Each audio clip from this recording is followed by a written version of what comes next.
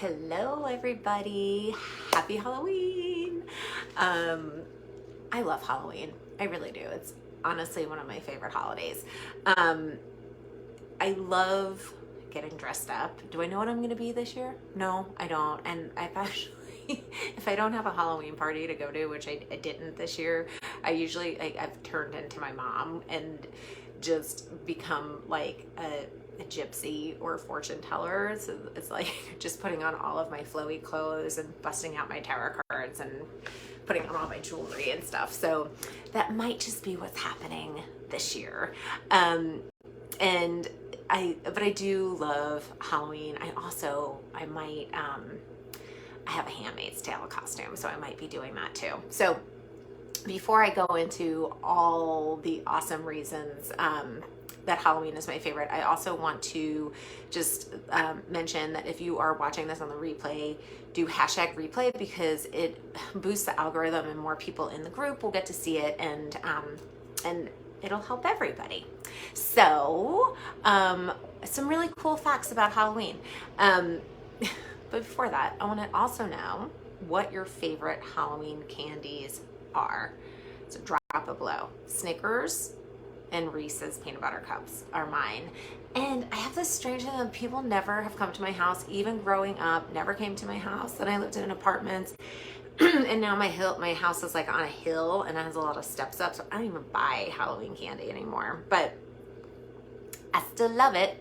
And so but what I wanted to talk with you all about are the spiritual aspects of Halloween. And maybe it's because I'm a double Scorpio. I just love all things mysterious and mystical and deep and all the shadow aspects of life and all like that, the darkness and that ominous energy. And Halloween is really all about the afterlife, okay?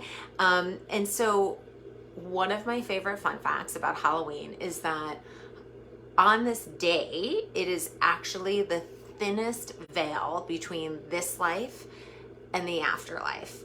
And as you all know, like, my son comes to me all the time, and so for those of you who have loved ones that have crossed over, which I'm sure like everyone has, right? Because death is a part of life.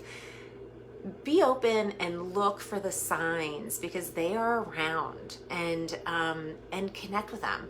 And I was just recently talking with a client, and she was saying like, but I don't see anything, and I don't hear things. And I said, well, because you're feeling it. You could literally feel the energy of her loved ones that have crossed over, and she's able, and we were talking about like learning how to kind of tune into that so that you could tune into who exactly it is and you could feel the differences in their energy. And so if you think about it, like, I use my grandmother and Jack as an example, like two totally different energies when they come in. And when you think about it, and I'd love to hear from you all about this too, when you connect with your loved ones that are on the other side, a really easy technique that you could use is first imagine you hugging your person. And we all remember what that feels like, right? And so feel into that and feel their energy as you imagine and remember hugging them. And then just you're harnessing that energy. And so when you start to feel them, you could then be able to differentiate whether, like, who that loved one is for you. Okay. And so the belief of this being the thinnest veil goes back to pagan times. Like today, Halloween in paganism is called Samhain. I always mispronounce that, as well as Aztec beliefs. So it crosses all, lands, so to speak. Also Dios de los Muertos, right? Day of the Dead, that's tomorrow and the next day, honors and celebrates loved ones who have crossed over. And I know there's a special day, I think it might be tomorrow. There's a special day actually for children who have crossed over, which always warms my heart, because those of us who have lost children, we're like, what do we call ourselves? Like, you know, you could think it's a widow or a widower, or like, you know, I don't know, but like, it's just one of those things that, like, to actually have a day to honor your children who have crossed over is really special for me. And with Samhain, the pagans lit bonfires to assist their departed on the journey to the afterlife. And so as you're trick-or-treating today or giving out candy, it'd be nice to just connect with your loved ones, or even before that, like sit quietly and connect with your loved ones who have crossed over and really honor them in whatever way you feel called to honor them. And so Halloween, because it's in the fall, is about embracing the unknown. It's about facing your fears and not freaking out about death, because it is a part of life, and really truly honoring that. And so whether it is an actual death or a metaphoric one or a phase of life, just honoring where you are in that process.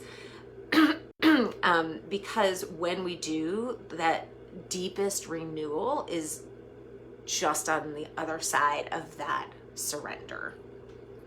And then also embracing that life is both light and dark. And so embrace your shadows today, connect with your loved ones who have crossed over, and enjoy eating all of the candy that you love to eat.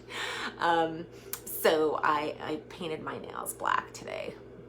That's part of it. Don't look too close because there's like all around here. Anyway, that is all for today. Happy Halloween. And I will see you on the flip side. Mwah. Bye.